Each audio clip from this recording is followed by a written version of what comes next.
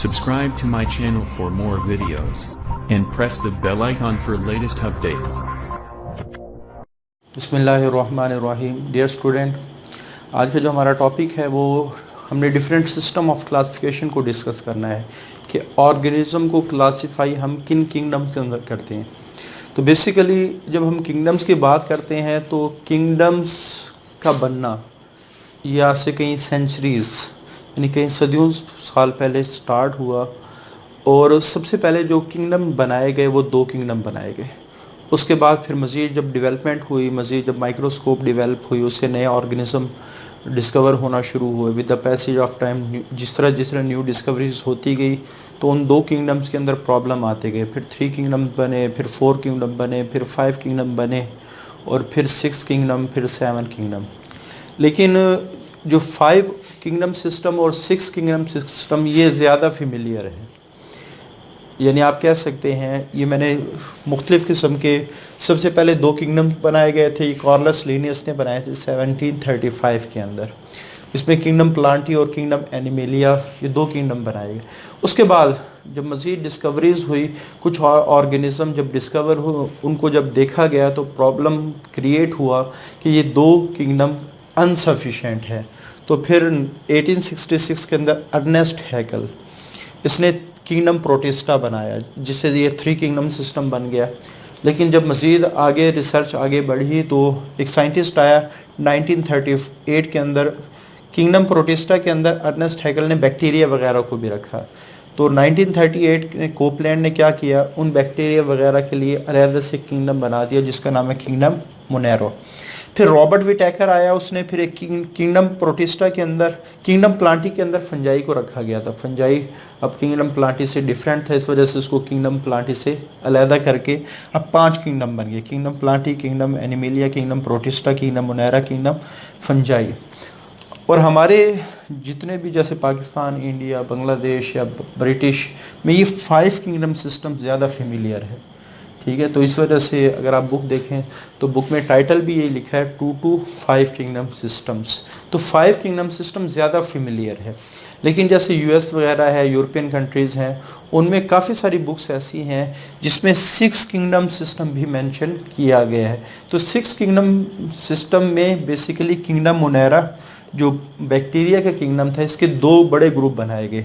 एक kingdom eubacteria and kingdom archaebacteria. Chapter number 6 में हम डिफरेंस इनका भी डिस्कस करेंगे कि आर्चियो बैक्टीरिया और यू बैक्टीरिया में क्या डिफरेंस है। तो वुइस 1977 के अंदर ये 6 किंगडम बनाए गए। अब ये 2 किंगडम दुनिया के अंदर ज़्यादा कॉमनली फेमिलियर हैं, एक 5 किंगडम है, एक 6 किंगडम्स है। तो काफ़ी सारे मुल्कों के अंदर 5 किंगडम सिस्टम पढ़ाया जाता है, जैसे हमारी कंट्री पाकिस्तान के अंदर भी 5 किंगडम सिस्टम ज़्यादातर पढ़ाया जाता है। लेकिन जो यूएसए वगैरह है उनमें काफ़ी सारी जो बॉटनी की बुक्स हैं वो 6 किंगडम सिस्टम भी डिस्क्राइब करती हैं। अभी रिसेंटली 2015 के अंदर रोजीरो एक साइंटिस्ट है, बॉटनिस्ट, उसने 7 किंगडम सिस्टम भी मुतारिफ़ करवाया, लेकिन ये अभी इतना फेमिलियर नहीं हुआ। तो ये 2 सिस्टम ज़्यादा फेमिलियर है, 5 किंगडम, 6 किंगडम। तो हमारे पास 2 to 6 किंगडम से क्या मुराद है, पहले 2 बनाए गए, फिर 3 बने, फिर 4 बने, फिर 5 बने और अब 6 बने। तो 5 और 6 वाला ज़्यादा फेमिलियर है, आपकी बुक में यहाँ तक डिटेल से डिस्कस किया गया है। तो अब हम देखते हैं कि भाई ये 2 किंगडम सिस्टम में वो कौन से ऑब्जेक्शन थे जिसकी वजह से 3 किंगडम बना, फिर 4 किंगडम बना, फिर 5 किंगडम बना। तो आज हमने सिर्फ 2 किंगडम को डिस्कस करना है, एक 2 किंगडम सिस्टम और 3 किंगडम सिस्टम्स। तो सबसे पहले for centuries living organism are classified into 2 kingdoms. 2 kingdoms के अंदर सारे लिविंग ऑर्गेनिज्म को क्लासिफाई किया जाता है। अब ये किंगडम बनाए 2 बेसिस की बुनियाद पे, एक फूड प्रिपरेशन के फूड सिंथेसिस के बुनियाद पे और दूसरा सेल वॉल की बुनियाद पे। यानी आप कह सकते हैं वो ऑर्गेनिज्म जो फूड सिंथेसिस करते थे उनको किंगडम प्लांटी के अंदर रखा गया, और वो ऑर्गेनिज्म जिनके पास सेल वॉल थी उनको भी किंगडम प्लांटी के अंदर रखा गया। तो इस वजह से बैक्टीरिया, फंजाई, एल्गी वगैरह को किंगडम प्लांटी के अंदर रखा गया, क्योंकि तीनों के अंदर फंजाई हालांकि फूड तैयार नहीं करती लेकिन उसके पास क्या है, सेल वॉल है। तो ऐसे ऑर्गेनिज्म जैसे प्लांट्स अपनी खुराक खुद तैयार करते हैं। किससे करते हैं? फ्रॉम सिंपलर सब्सटेंसेस, जैसे कार्बन डाइऑक्साइड है, पानी है, उससे अपनी खुराक खुद तैयार कर सकते हैं। एंड स्टोर एनर्जी, और फिर उससे फूड बनाते हैं और फूड के अंदर एनर्जी को स्टोर करते हैं। तो इस वजह से प्लांट को कहा जाता है ऑटोट्रोफ। तो ट्रोफ का वर्ड ये यूजली न्यूट्रिशन से रिलेटेड होता है। किससे रिलेटेड होता है? न्यूट्रिशन।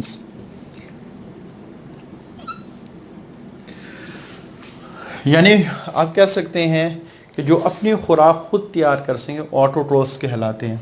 तो बैक्टीरिया में चूंकि सेल वॉल होती है, इस वजह से बैक्टीरिया को भी किंगडम प्लांटी के अंदर रखा गया। उसके बाद किंगडम एनिमिलिया में उन ऑर्गेनिज्म को रखा गया जिनके पास एक तो सेल वॉल नहीं होती थी और दूसरा उनके अंदर ये सलाहियत नहीं होती थी कि वो अपनी खुराक खुद तैयार कर सकें। जब वो अपनी खुराक खुद तैयार नहीं कर सकते, फिर वो अपनी खुराक लेते कहाँ से हैं? वो ऑटोट्रोफ से लेते हैं या फिर गले सड़ा जो मटेरियल होता है, जो जैसे प्लांट की डेथ हो जाए, एनिमल की डेथ हो जाए, जो बॉडी डेड हो जाए और जो मटेरियल गल सड़ जाए, तो काफ़ी सारे एनिमल्स ऐसे थे जो उनसे खुराक लेते थे। तो यानी आप कह सकते हैं animal can not synthesise their own food, ये अपनी खुराक खुद तैयार नहीं करते from the simpler inorganic substances. इस वजह से इनको हेट्रोट्रोफ कहा जाता है, जिनमें न्यूट्रिशन हासिल करने के तरीके मुख्तलिफ हैं। हेट्रो का मतलब क्या होता है? डिफरेंट। दे डिपेंड अपॉन, तो ये खुराक कहाँ से लेते हैं? आइदर ऑन ऑटोट्रोफ्स, या तो ये ऑटोट्रोफ से खुराक लेंगे या फिर डिकेइंग मटेरियल या गले सड़े मटेरियल से खुराक लेते हैं। तो जब ये दो किंगडम सिस्टम बनाए गए तो काफ़ी अरसा ये दो किंगडम सिस्टम ही चले हैं। लेकिन बाद में कुछ जब मज़ीद रिसर्च आगे बढ़ी तो कुछ साइंटिस्ट का ये कहना था कि ये दो सिस्टम ये अनसफिशेंट हैं, ये सही तरह काम नहीं करते कुछ ऑर्गेनिज्म के लिए। लेकिन अक्सरियत, जैसे कोई नई बात आती है, उस नई बात को कम लोग ही तस्लीम करते हैं। ज़्यादातर जो अक्सरियत होती है वो पुरानी बात पे डटी रहती है। तो इस वजह से इसी यहाँ भी यही हुआ कि जब मज़ीद रिसर्च आगे बढ़ी, मज़ीद बॉटनी आगे बढ़ी, मज़ीद ज़ूलॉजी आगे बढ़ी, तो आप कह सकते हैं एक ऑब्जेक्शन ये आया। काफ़ी सारे तो इसको कहते थे ये सेटिस्फैक्ट्री है, वो लोग मुतमईन थे। सेटिस्फैक्ट्री का मतलब क्या? वो मुतमईन थे इन दो किंगडम से।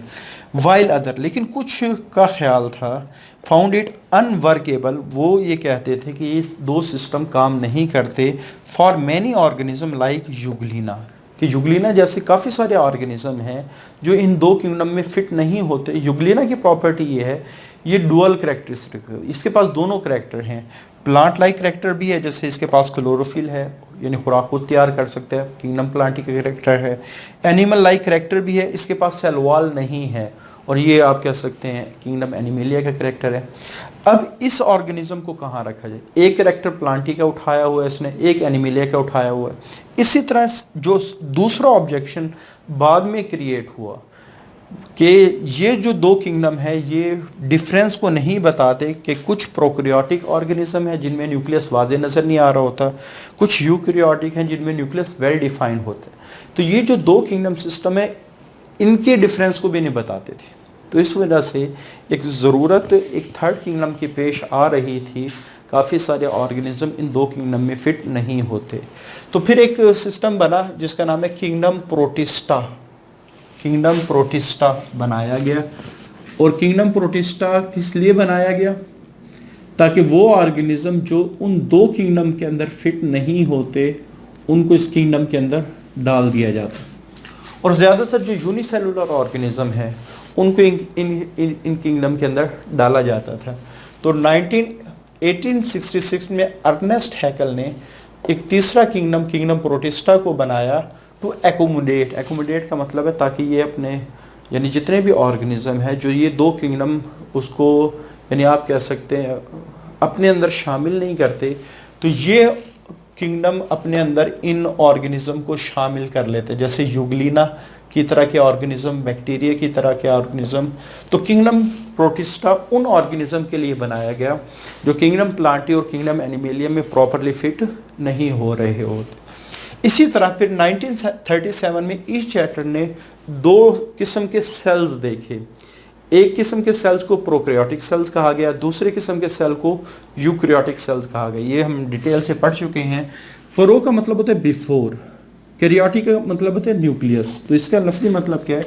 ये वो ऑर्गेनिज्म है या ये वो सेल्स हैं जो जिनकी एवोल्यूशन न्यूक्लियस बनने वाले सेल से पहले हुई है, यानी ये न्यूक्लियस बनने वाले ऑर्गेनिज्म से पहले वाले ऑर्गेनिज्म है, इस वजह से इनका नाम प्रोकैरियोटिक ही रखा गया। जैसे बैक्टीरिया में न्यूक्लियस नहीं होता, साइनोबैक्टीरिया में न्यूक्लियस नहीं होता, लेकिन बाद में जब इनसे एवोल्यूशन नए ऑर्गेनिज्म की हुई है, नए सेल्स की हुई है, तो उनमें न्यूक्लियस पाया जाता था। और दूसरे हमारे पास है यूकैरियोटिक, जिनके अंदर वेल डिफाइंड न्यूक्लियस होते हैं। वेल डिफाइंड क्यों होते हैं इसकी डिटेल हम चैप्टर नंबर 4 में पढ़ चुके हैं, क्योंकि इनके पास न्यूक्लियर मेम्ब्रेन होती है। एल्गी, प्लांट्स, एनिमिलिया को यहाँ रखा गया यूकैरियोट्स के अंदर। अच्छा, उसके बाद जब 3 किंगडम सिस्टम बन गए, इसके बाद 4 किंगडम्स, यानी 4 किंगडम्स हमने अभी जैसे डिस्कस किया। कोपलैंड एक साइंटिस्ट था, 1938 के अंदर उसने जो बैक्टीरिया वगैरह किंगडम प्रोटिस्टा में जैसे पहले शामिल थे, किंगडम प्रोटिस्टा के अंदर इसने बैक्टीरिया वगैरह को यहाँ से उठा के एक पूरा किंगडम बना दिया, 4 किंगडम बन गए। उसके बाद जब ये 4 किंगडम बन गए तो उसके बाद फिर एक बहुत बड़ा मसला आ रहा था कि फंजाई जो किंगडम प्लांटी के अंदर जिसको रखा गया था, तो किंगडम प्लांटी के अंदर ये फंजाई फिट नहीं हो रहा था, क्योंकि इसके पास सेल वॉल थी, ये नॉन मोटाइल था, और इसके पास कुछ जैसे सेंट्रियोल्स वगैरह नहीं है। ये तीनों करैक्टर ऐसे हैं जो प्लांट की तरह के हैं, लेकिन मसला ये आ रहा था ये ऑटोट्रोफ नहीं है। फिर इसको एनिमल्स के साथ रखने में प्रॉब्लम ये आ रहा था, इसके पास सेल वॉल है, तो अब इसको कहाँ रखा जाए। तो इसने एक ऑब्जेक्शन क्रिएट किया। Some biologist also disagree with the classification of fungi, वो क्लासिफिकेशन ऑफ फंजाई से मुत्तफिक नहीं थे। जैसे फंजाई के अंदर काफ़ी सारी चीज़ें आ जाती हैं, यीस्ट आ जाता है, ब्रेड मोल्ड आ जाती है, मशरूम्स आ जाते हैं, इनको हम पूरे डिटेल से डिस्कस करेंगे चैप्टर नंबर 8 के अंदर। तो फंजाई क्योंकि काफ़ी हद तक प्लांट्स की तरह है, लेकिन ये ऑटोट्रोफ नहीं है। जैसे मैंने बताया कि इसमें सेल वॉल होती है, नंबर 1, ये नॉन मोटाइल होते हैं जस्ट लाइक ए प्लांट, कि ये हरकत नहीं कर सकते, एनिमल यूजुअली हरकत करते हैं। और तीसरा बड़ा करैक्टर है, इनमें भी सेंट्रियोल्स नहीं होते, फंजाई वगैरह के अंदर भी सेंट्रियोल्स नहीं होते। अब ये 3 बड़े करैक्टर हैं जिसकी वजह से ये प्लांट की तरह का है, लेकिन मसला ये है कि इसमें ये ऑटोट्रोफ नहीं है, प्लांट ऑटोट्रोफ है। उसके बाद हेट्रोट्रोफ्स। अब हेट्रोट्रोफ भी ये स्पेशलाइज्ड फॉर्म है। स्पेशलाइज्ड फॉर्म क्या होती है, बेसिकली ये क्या करते हैं, अपनी बॉडी से एंजाइम को बाहर रिलीज करते हैं। ये यूजुअली गला सड़ा जो मटेरियल है उस पर ज़्यादा ग्रो करते हैं, ठीक है। प्लांट पे भी ग्रो कर सकते हैं, एनिमल की बॉडी पे भी ग्रो कर सकते हैं, लेकिन ज़्यादातर हम इनको मशहूर ये डिकम्पोजर्स के नाम से हैं। डिकम्पोजर्स क्या होते हैं कि जो अपने एंजाइम्स को बाहर सिक्रेट करते हैं, जो उसकी सबस्ट्रेट होती है, जो इसको जिस चीज़ को उसने खुराक लेनी है उसको सबस्ट्रेट कहा जाता है। तो वो अपने एंजाइम्स बाहर रिलीज़ करते हैं। वो क्या करते हैं, इनकी खुराक को पहले ही बाहर डाइजेस्ट करती है, और उसके बाद वो जो छोटे छोटे मटेरियल डाइजेशन के बाद बनते हैं उनको एब्जॉर्ब कर लेती है।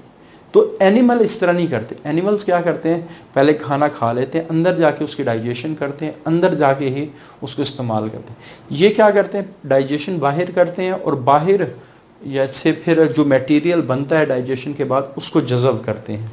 तो ये थोड़ा सा बाकी एनिमल से डिफरेंट किस्म के हेट्रोट्रोफ्स थे। तो इस वजह से कहा जाता है कि ये हेट्रोट्रोफ्स तो हैं, लेकिन ये स्पेशलाइज्ड फॉर्म है। इसको अगले लेक्चर में भी हम डिस्कस करेंगे, डिफरेंशिएट बिटवीन इंजेस्टिव हेट्रोट्रोफ एंड एब्जॉर्टिव हेट्रोट्रोफ्स। तो ये क्या करते हैं, ये अपनी एनर्जी हासिल करते हैं और अपनी चीज़ों को बनाने के लिए जो मटेरियल हासिल करते हैं, कैसे हासिल करते हैं, बाय डिकम्पोजिंग ऑर्गेनिक कंपाउंड्स। तो बाहर जो गला सड़ा मटेरियल उसको तोड़ेंगे, एब्जॉर्बिंग, और फिर जो छोटे छोटे पार्टिकल्स निकलते हैं उसको ये जज़ब कर लेते हैं फ्रॉम द सराउंडिंग। और तीसरा, प्लांट्स में सेल वॉल सेलुलोज से बनी होती है, लेकिन इनकी जो सेल वॉल है काइटिन से मिलके बनी।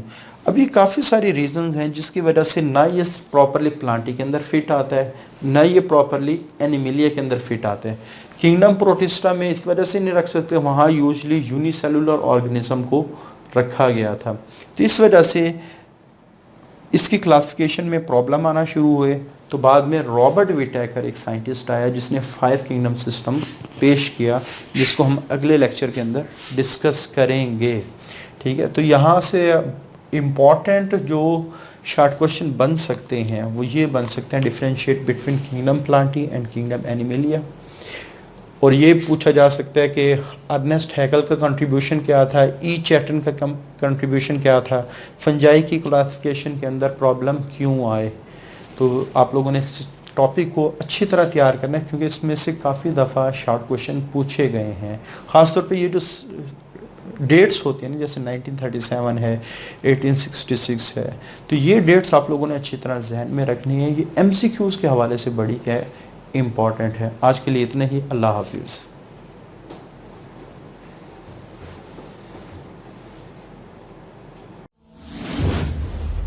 Subscribe to my channel for more videos and press the bell icon for latest updates.